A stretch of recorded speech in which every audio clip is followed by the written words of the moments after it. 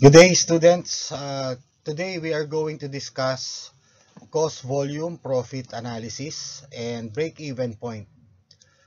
This is very important topic, especially in business finance, because cost volume profit analysis deals with the managerial cost accounting, and later on we are going to discuss this. Let's have our learning outcomes. I prepared some learning outcomes here. Number one is at the end of the lesson, our students will be able to explain how cost volume profit analysis is related for a profitable business.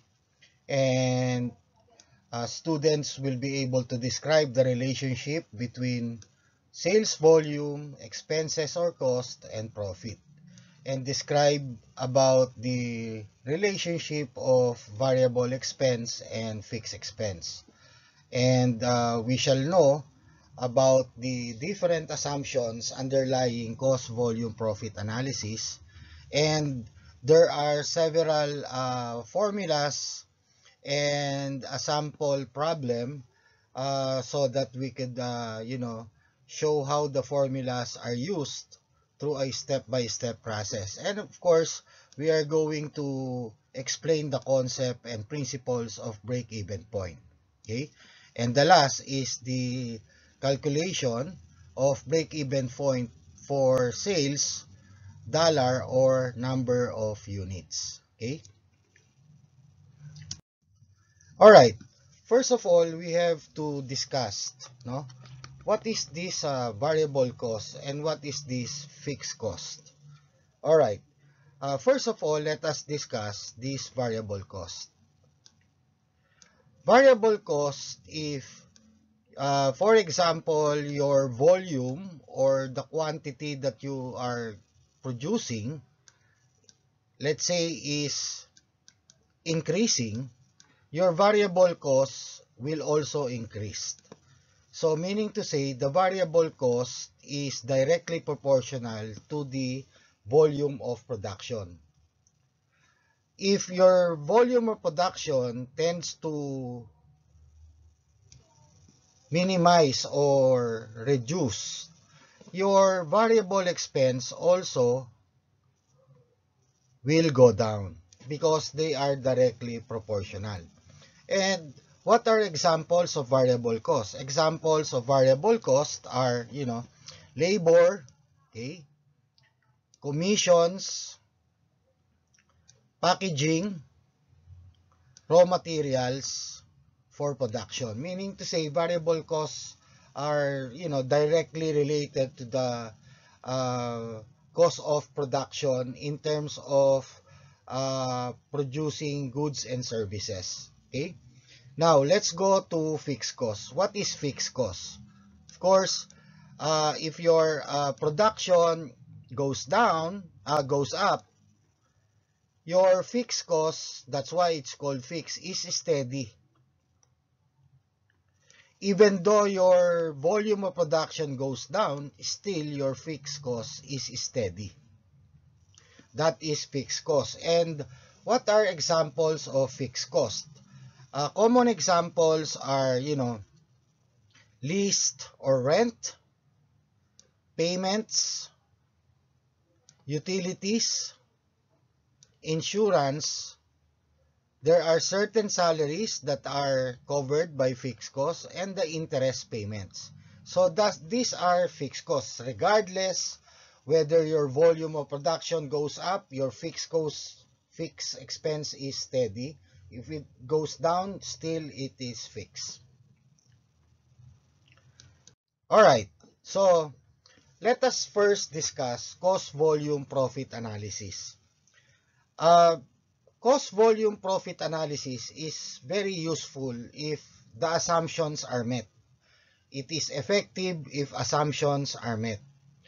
The first one is sales price is constant, meaning to say this is constant. This is your sales. That should be constant. Okay? The variable cost per unit is also constant. This one, the variable cost, and this one. So this is sales or revenues. Okay? So it is constant. Alright? The total fixed cost is also constant. Now the question here is, how are you going to in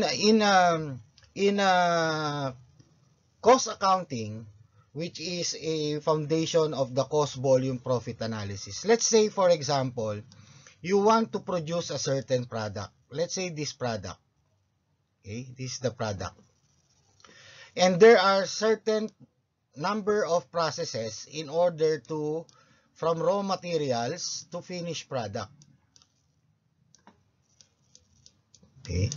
So these 4 processes in cost accounting, okay, these are controlled and monitored, meaning to say your variable expense is fixed on that number and then the variable expense of this process 2, process 3, and process 4 are monitored and controlled at a certain value to produce this certain product.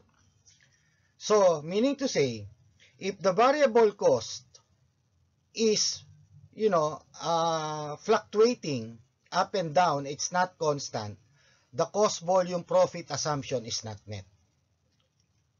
So therefore, the cost volume profit assumption relies on managerial cost accounting.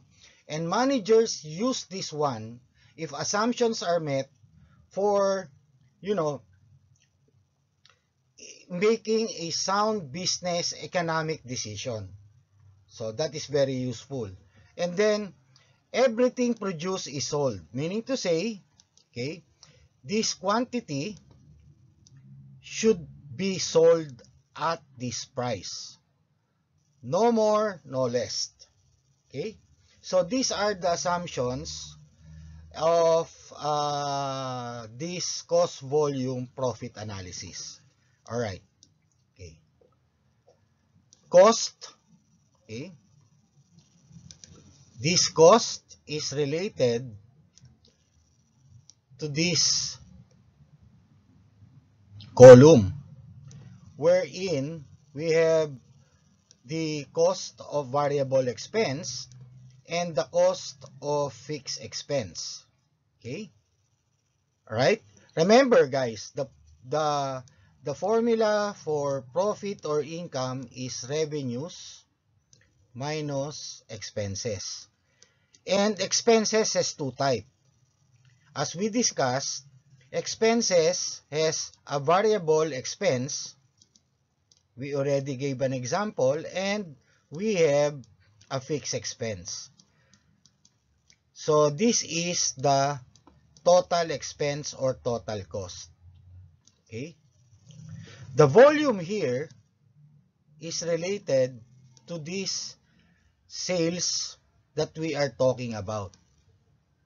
The quantity sold, the quantity produced, and the quantity sold. Okay? And the profit is this one.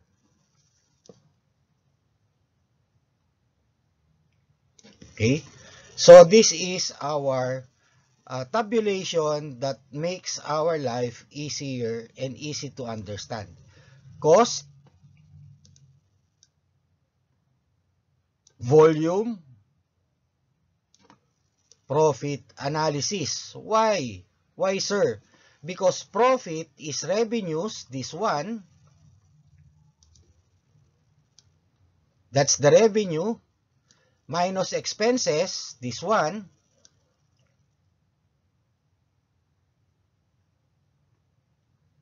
And the fixed expense. So, when this one,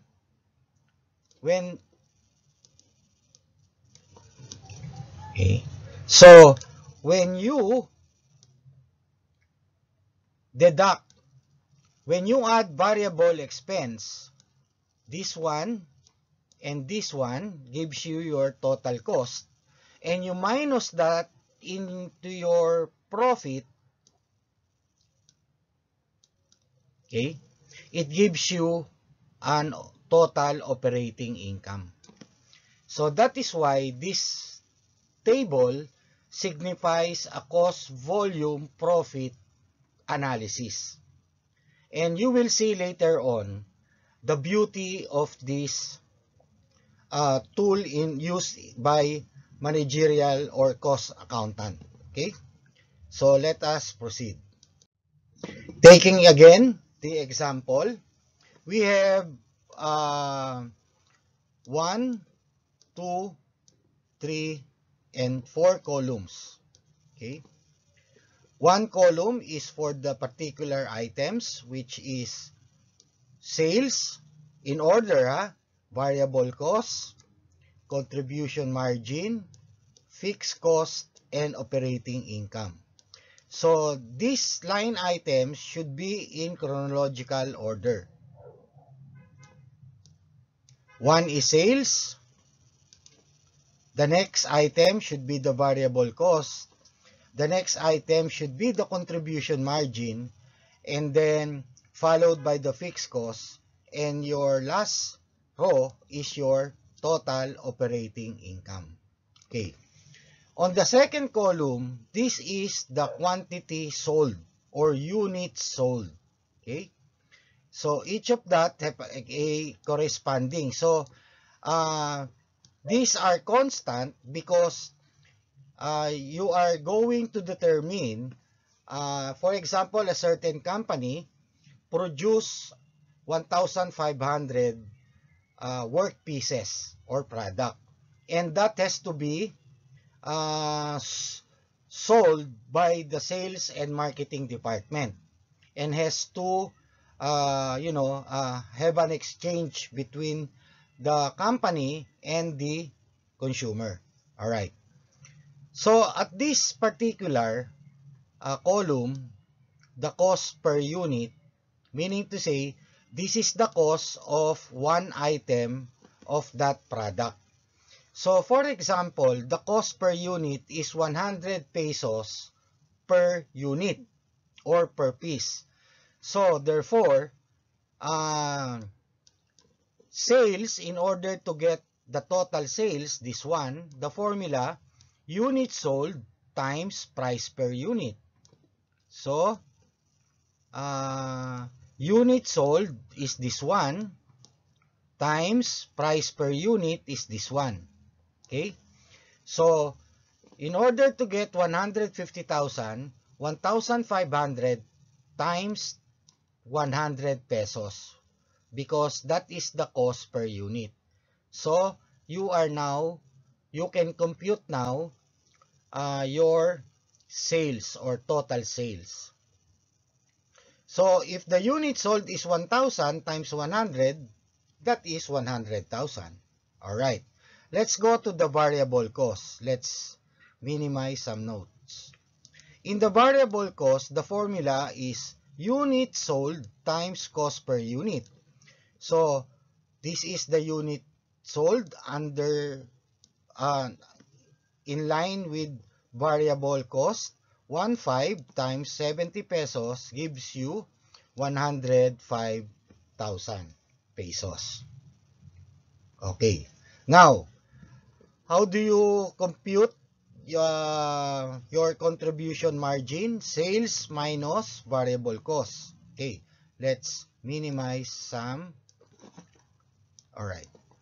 Sales minus variable cost. Alright. Sales minus variable cost gives you 45,000. So you minus this one, gives you your contribution margin. Okay? If you want to double check, cost, sales minus variable cost gives you 30 per piece times 1,500 gives you 45,000. But ideally, it is much efficient to subtract the sales from your variable cost to give you a contribution margin.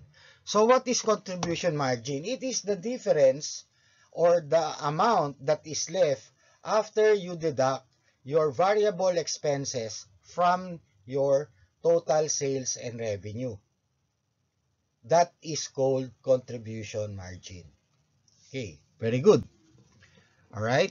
So, let's go now to fixed cost. Let us try to minimize some of our notes to make our, work outline neat. Okay. All right. There you go. Okay. We now go to fixed cost. The formula for fixed cost is contribution margin minus the fixed expense. Therefore, contribution margin is this one. We deduct 30,000. Okay. Okay. That the fixed cost is, okay, 1,500 times the amount of 20 gives you 30,000. Okay. All right. Now, in order to get your total operating income, you deduct, okay, your fixed costs from, you deduct operating income from fixed costs so that you can get, okay, you deduct your fixed cost from the contribution margin, which gives you operating income of 15,000. So, let's try to evaluate this one. All right. So, the analysis goes like this. The sales and marketing department was able to sell 1,500 of their product at a cost of 100 per piece. So it generates a revenue or sales of 150,000. Now, inside the production department, in order to produce that product, it will entail, okay, a variable cost for each to produce the product, 70 pesos per piece. So it gives you 105,000. Now, what is the contribution margin? The contribution margin is 150,000 minus 105 gives you 45,000. Now, in your cost accounting, okay, the fixed cost, regardless of how many units are produced, was computed at 20 pesos per piece. Therefore, you multiply that by 1,500 because the cost accountant or the cost accounting people knows every details of their line items. That's why they are going to arrive at a fixed cost, okay, to produce 1,500 work pieces. So the cost of the fixed cost, regardless of how many volume, let's say it's 1,000, the fixed cost for that particular remains at 1,000 at 30,000. So that's why it is constant. Okay. So if you deduct 30,000 fixed cost from your contribution margin, it gives you your operating income of 15,000. Same is true that we arrive profit or income is equal to revenue minus expenses gives you your income or profit. Okay. All right. Here is another example. Okay. I will just show you because this is related to the contribution margin. Now, if you want to compute, okay, your rate of contribution margin in percent, contribution margin, this one, okay, divided by this one times 100, okay, gives you a contribution margin of 0.4 or 40%. That is how you compute your contribution margin. Now, how did you compute your percent of income in relation to your variable cost? $60 divided by 100 gives you 0.6 times 100 gives you 60%. Same is true with percent of income in relation to fixed cost. 30 divided by 100 gives you 30%. Same is true in your operating income. So that is how you compute your percent of income. So uh, if you want to, if there is a formula wherein you are required that the formula should be in percent or rate of contribution margin. Therefore, the formula is 40 divided by 100 gives you your contribution margin percent. Okay? And again, okay, if you want to use that point 4 by your sales of 100, 100 times zero point 0.4 gives you your contribution margin of 40 US dollars. So that is very, very simple. Okay? So that's why I'm trying to propagate, an explanation that will give a student a layman's understanding of this cost volume profit analysis. All right, let's proceed. Here is the formula. You are required to compute, okay, the number of units sold, this one, this column. Okay. However, you have a target profit. You have a target profit. This one is 15,000. Okay. That is the actual operating profit because you only sold 1,500. However, because you want to have continuous improvement and development, you targeted your operating income to be double. You wanted it from 15,000, you wanted it at 30K. Now, the question is, how many units, this one, do you need to sell at this cost? Okay? So, the formula is fixed cost minus targeted profit dollar divided by contribution margin in currency per unit. So, this is the formula. We assume that we wanted a target profit of 30,000, double from the previous 15,000. So therefore, okay, what do we need to do? We just have to substitute in the formula. So fixed cost, this is your fixed cost, there you go, 30,000. Plus targeted profit dollar, this one, or this one, you have to substitute it. Divided by contribution margin in dollar or currency per unit. So your contribution margin is this one because it is under cost per unit. So you integrate that here. So you add 30 plus 30 gives you 60,000 divided by 30 pesos per unit. Okay, it gives you per unit of 2,000.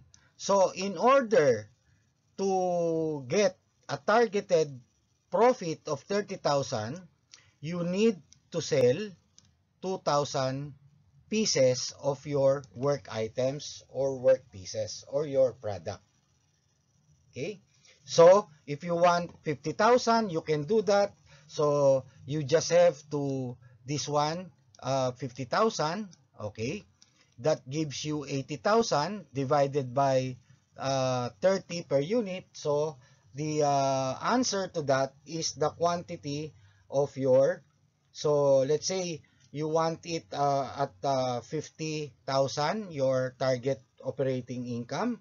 And then your fixed cost is 30,000 plus 30,000 plus 50,000, that is just an example, okay, gives you 80,000. 50,000 plus 30,000, okay, gives you 80,000 divided by 30. So how much unit are you going to sell? So you need to sell 2,667, or let's say 2,700 units to round it off. All right? So that is the formula. Okay? So that is another beauty of the cost volume profit analysis. Now, let's go to another. If you want a required dollar amount for a targeted profit, no? This one is unit, but this one is in dollar or currency sales. Okay? So, the fixed cost, again, that is 30,000. Let's try to erase. Fixed cost, this one, fixed cost. Okay? Fixed cost is this one. So, you transfer it here. And then, your targeted profit is 30,000 again. So, this one goes here. Okay? Alright. And now, your contribution margin percentage. Now, is the rate of contribution margin. So, you have to divide 45,000 divided by 150. This one. So, 45,000 is the numerator. 150,000 is the denominator. So, you will get 0.30. That one. That is the contribution margin. Okay? So, it gives you 200,000. Now, in order to get 30,000 profit, you have to sell 200,000 here. Okay? So, that is the formula. Very beautiful. Alright, let's proceed. Let's go now to the break-even analysis. Okay? Break-even analysis meaning to say, no gain, no profit, and no loss. Zero. You did not earn profit and you did not incur loss. That's why it's called break-even. So what's the formula? Fixed cost over divided by unit cost minus the variable cost. Let's take this example. Okay.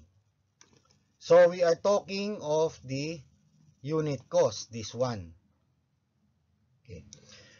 Alright, fixed cost, again, this one, 30,000, goes here, divided by the unit cost. Okay, how much is the unit cost? This one. Place it there. Minus the variable cost. How much is the variable cost? This one. Sorry. Alright. So, 30,000 divided by 100 minus 70 gives you 30. Alright. By pieces, you are required to produce, to sell 1,000 pieces at break-even point. So, meaning to say, let's try to do this as an example. Previously, we have 1,500. We are trying to check whether this figure is correct. So, if we sell 1,000 unit at 100 pesos per piece, that gives you 100,000. Again, the variable cost is 70 times 1,000 gives us 70. To get the contribution margin, 100,000 minus 70,000 gives you 30,000. And therefore, the fixed cost is already at 30,000. So, this is the break-even point by number of units. Okay? Because there is no gain, no loss. So, if you want to compute your break-even, meaning to say, if you only sell 1,000, you did not earn profit, you did not incur loss. That's only a break-even. Now, at this point in time, if we consider this at 1,000, if you go more than 1,000, you have a profit. But if you go beyond or less than 1,000, you have a loss. Okay? So let's try to, so this is the table, all right? So this one, this line is the total sales, that line, okay? This is the variable cost line, which starts at 0, this one, and your fixed expense is this flat, steady curve line, no? That is the fixed expense. This one plus this one gives you the total cost. The total cost, the intersection of the total cost, the intersection of the total cost and the total sales is your break-even point. Very good. Okay. So, the reference is Penn State Introduction to Food Production and Service by Beth Egan, licensed under Creative Commons Attribution 4 International License.